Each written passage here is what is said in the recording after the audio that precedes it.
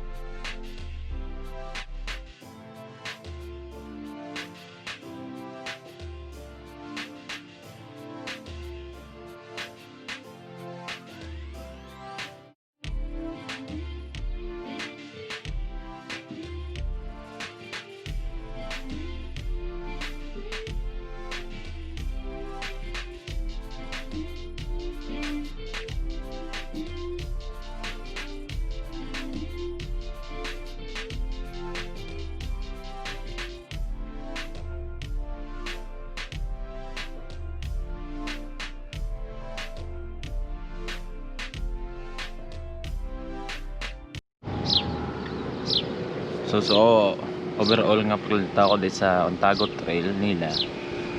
Kanami sa. And at the same time, napartiyon ka laba bla. Wala pa ko na nakatunga-tunga pero duging hapon ako.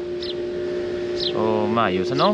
And hopefully ilang tawo ko bikarambe ang akon pagiding nga mga video sa drone ko if ano gid ang magamit mo sa iya. If magamit mo sa mga vlog mo or sa mga lakat mo subong. Because ang DJI Mavic Air and sa subong do medyo luma-luma sabi okay sa gyapon kay gab nga 4K sa gyapon.